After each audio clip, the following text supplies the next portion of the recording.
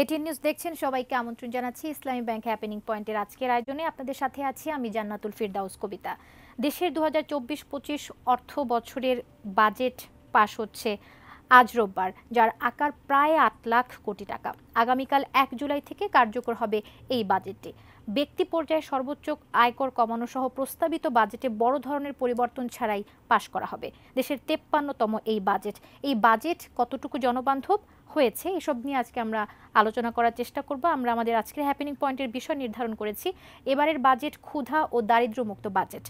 এই বিষয়ে কথা বলার জন্য আজকে আমরা আমাদের মাঝে ভার্চুয়ালি পেয়েছি অর্থনীতিবিদ অধ্যাপক ডক্টর আহসানুল আলম পারভেজ। স্যার, আপনাকে শুরুতেই স্বাগত জানাচ্ছি আমাদের আজকের হ্যাপেনিং পয়েন্টের আয়োজনে।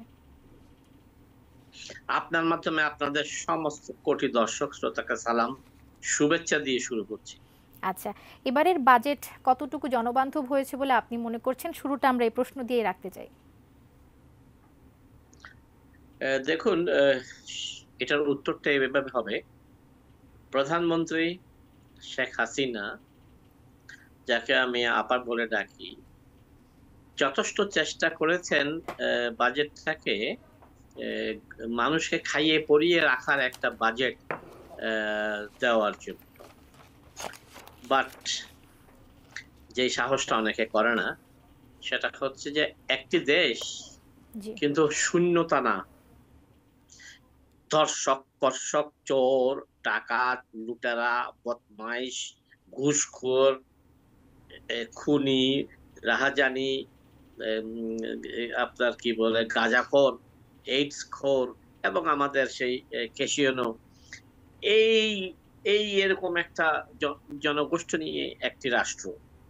সো এই রাষ্ট্রে কিন্তু এই বাজেট প্রণয়নের উপরে, অর্থাৎ আমি সরাসরি অর্থমন্ত্রীর উপরে বলতে চাই যে যারা শোষক তাদের প্রভাব বেশি থাকে।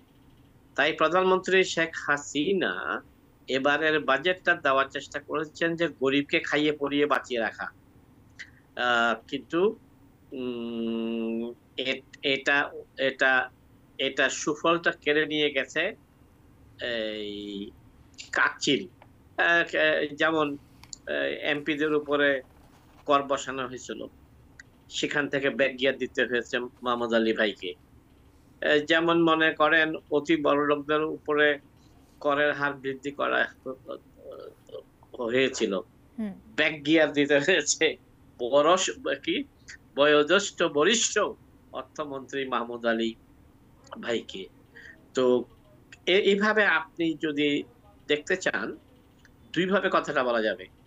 একভাবে বাজেটটা এমন ভাবে প্রণয়ন করা হয়েছে যেন গরিব মানুষকে খাইয়ে পরিয়ে বাঁচিয়ে রাখা যায়, কিন্তু এটা কাজ দেবে না, এটা এটা এটা এটা ফল দেবে না। সেটার মূল কারণ হলো গরিবের জন্য আমরা যেটাকে সামাজিক নিরাপত্তা বেষ্টনী বলি, সেটাতে টাকা বৃদ্ধি করা হয়নি, বরং একটু বিস্তারণ করা হয়েছে। তাহলে আমাকে একটা বিধবাকে যদি 1000 টাকা দেওয়া হয় এবং গত 3 মাসে 110 টাকার ডলার 117 টাকা হওয়াতে পণ্য আমদানি, ওই বিধবা যা যা খায় পণ্য আমদানিতে অত পার্সেন্ট টাকা বৃদ্ধি পেয়েছে। এবং আমি গ্যারান্টি দিয়ে বলতে পারি, দায়িত্ব নিয়ে বলতে পারি অর্থনীতির ছাত্র হিসেবে, যে এখন যে চলছে জুন মাস, এই বছরের শেষের দিকে এই ডলারের দাম 127 টাকার বেশি হবে। 110, 117, 127 IMF সেই চাপ দিচ্ছে। তাহলে কি দাঁড়ালো? ওই বিধবাকে আপনি যে 1000 টাকা দিলেন, সেটা এখনই হয়ে গেছে 800 এবং এবছরের শেষে হয়ে যাবে 700। তার মানে এটা গরিব বান্ধব বাজেট হয়নি। তারপরে আপনার পুরো বিশ্বে আপনার এই ইনফ্লেশন হচ্ছে, সেই ইনফ্লেশনের ধাক্কা আমাদের এখানে আসবে। এখানে আমার মাননীয় প্রধানমন্ত্রীর কিচ্ছু করার নাই, এটা গ্লোবাল মার্কেট ইকোনমি। সেই জন্য মোটা দাগে আমি আপনাকে বলতে চাচ্ছি, হেসরা হেসটি টানাটানি, বার্থডেতে গিয়ে কেক কেটে পিস কম থাকলে মানুষ যেরকম করে কেড়ে কেড়ে নিয়ে খেয়ে ফেলে, আমাদের বাজেটকে সেভাবে কাকের মতন, চিলের মতন করে টেনে টেনে খেয়ে ফেলেছে যাদের পক্ষে সম্ভব ছিল।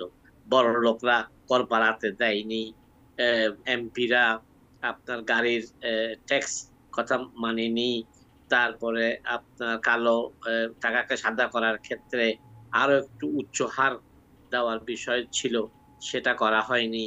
তো সব মিলে আমি এই বাজেটকে মানে বিএনপি বা বিরোধী দল যে সুরে কথা বলবে যে গরিব মারার বাজেট, আমি সেটাতে একমত নই।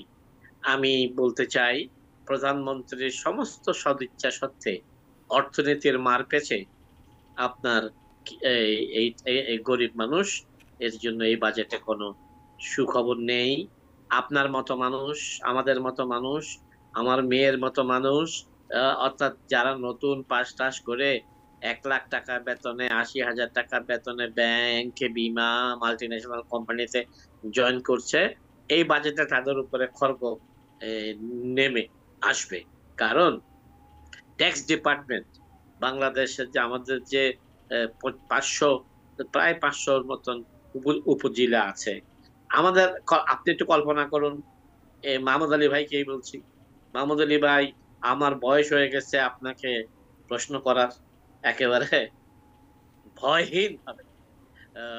সেটা হচ্ছে আমাদের 500-র মতো যে উপজেলা আছে, আমাদের এক একটা উপজেলা থেকে আমরা যদি 200 মানুষকে বেছে নিই, যাদের আয় বড়, হয় তারা জমিদার, নাই তারা রাজনীতিবিদ, নাই নাই তারা ডাকাত, তো ওই ধরনের লোকদেরকে আমরা যদি 200 করে নিই, আপনি কি একটু কল্পনা করেছেন যে লার্জ ট্যাক্স পেয়ারের হার কি হবে?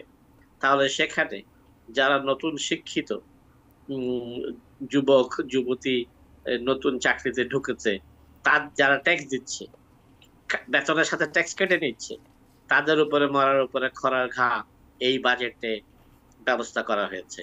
তার মানে ট্যাক্স নেট বৃদ্ধি করার বড় বড় কথা যারা বলছেন যে ট্যাক্স নেট বৃদ্ধি করতে হবে, এইটা ফানুষের কথা, এটা মিথ্যা কথা। ট্যাক্স নেট ইনারা বাড়াতে পারবেন না। ইনারা যারা কর দেয় তাদের গলা টিপে ধরবেন, যারা ফাঁকি দেয়, ভাগাভাগি করে, 5 লাখ টাকা কর আসছে স্যার কেন দেবেন? আমাকে হর হামেশাই ট্যাক্সের লোকরা বলে, স্যার আমাকে 1 লাখ টাকা দিয়ে দেন, আর আপনি আর 1 লাখ টাকা ট্যাক্স দেন, আমি সব ঠিক করে দিচ্ছি। এই বাজেটে তদ্রুপ ঘটনা না ঘটার, সত্যিকার অর্থে রেভিনিউ কালেকশন হওয়া, এবং আমাদের এই ছাগল ভাই, আমাদের পুলিশ ভাইরা যে অবস্থায় গিয়েছে, যে এই ছাগল ভাই, পুলিশ ভাই বা এদের বিরুদ্ধে যেসব কথাগুলো আসছে, তাদেরকে 15% হারে টাকা সাদা করার এই ব্যবস্থা আছে। টাকা আপনি সাদা করবেন, আপনি ট্যাক্স ঠিকভাবে দেন নাই, আপনি বেতন পাইয়েছেন, আপনি এই ধানের থেকে টাকা আসছে, আপনি 5 লাখ টাকা আছে, আপনি 15% সাদা করলেন কিছুকে। আপনি ডাক্তার, আপনি মাসে 1 লাখ টাকা করে ইনকাম করেন, আপনি দেখাইছেন 75,000 টাকা, 25,000 টাকা ফেরত দিচ্ছেন, চুরি করছেন বা লুকিয়েছেন, এটাকে আমরা বলে থাকি অপ্রদর্শিত আয়।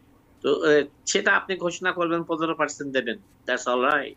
কিন্তু আমাদের ছাগল ভাই, গরু ভাই, আমাদের সম্রাট ভাই, আমাদের পুলিশ ভাই, আমাদের এনবিআর ভাইদের হাজার হাজার কোটি টাকা 15% সাদা হবে, এটা তুগলকের দেশ। আমরা এই বিষয়টি এখান নিয়ে আরো থেকে জানবো। কালো টাকা সাদা করার সুযোগ নিয়ে তো নানা রকম সমালোচনা হচ্ছে, আপনার কাছ থেকে আপনার মন্তব্যই আমরা জানতে চাইবো। তবে আমাদের একটা বিরতির সময় হয়েছে। হ্যাপেনিং পয়েন্টের আয়োজনে আছি, একটা বিরতির পর ফিরে আসছি, সাথেই থাকুন।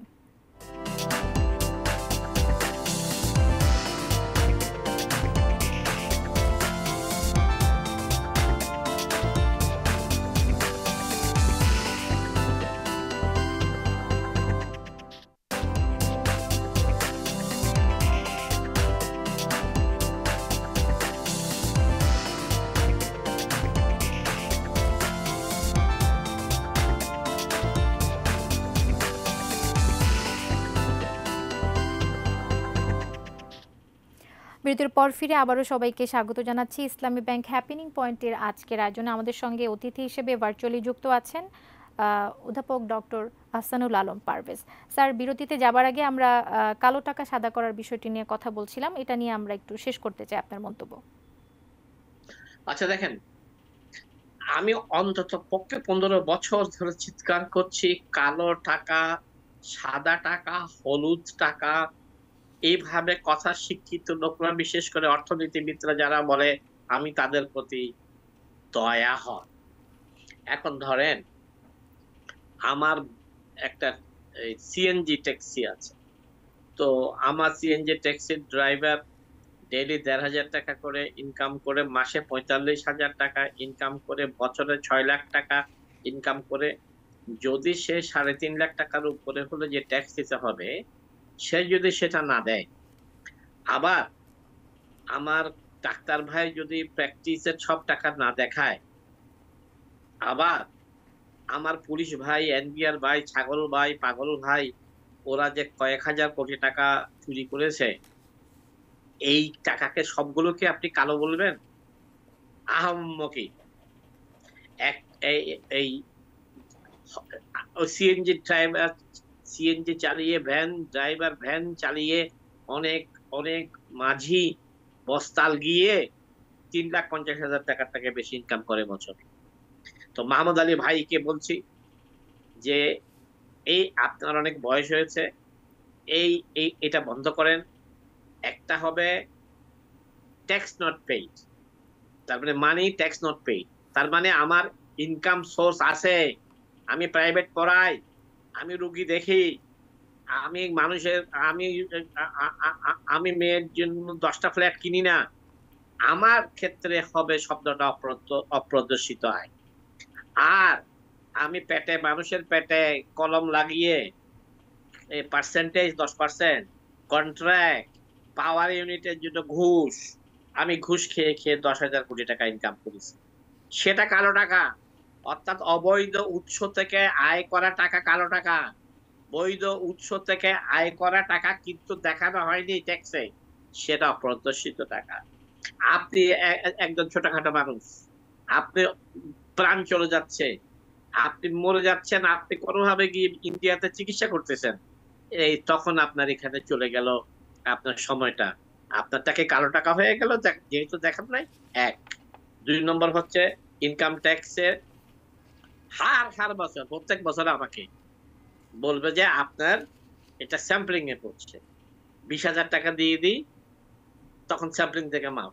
মাহমুদ আলী ভাই, প্লিজ স্টপ দিস। আপনাদের প্রতি ইনকাম, আপনারা এই স্যাম্পলিং বিষয়টা অন্তত পক্ষে কেন্দ্রে নিয়ে আসেন। কেন্দ্রে, এনবিআর এ একটা আলাদা সেল খুলেন, যেন এলাকায় এলাকায়, ডিস্ট্রিক্টে ডিস্ট্রিক্টে, জেলায় জেলায় ডিসি লেভেলের লোকজন আমাদেরকে ব্ল্যাকমেইল করছে, 20,000 টাকা ঘুষ খায়, আমি 20,000 টাকা ভিক্ষা দিই, আমি 20,000 টাকা জাকাত দিই, কিন্তু ওই ছোট লোকের বাচ্চাদেরকে আমি 20,000 টাকা যখন ঘুষ দিতে হয়, যখন আমি এই দেশের সরকারের সঙ্গে সংযুক্ত অর্থনীতিবিদ, যখন আমার ছাত্ররা সচিব, মাহমুদ আলী ভাইয়ের মতন জি স্যার, মন্ত্রীরা অনেকে আমার বাড়ানোর ক্ষেত্রে এই অর্থ বিলে আসলে কি থাকছে, অর্থনৈতিক অঞ্চলের জন্য কি থাকছে, স্পেশালি একটু আপনার কাছ থেকে জানতে চাইবো। দেখেন, অর্থনৈতিক অঞ্চলের জন্য সরকার যেই প্রস্তাব বসিয়েছিল কিছু কর আরোপ করা, বা এটা উইথড্র করছে, আমি এটাকে খারাপ মনে করছি না।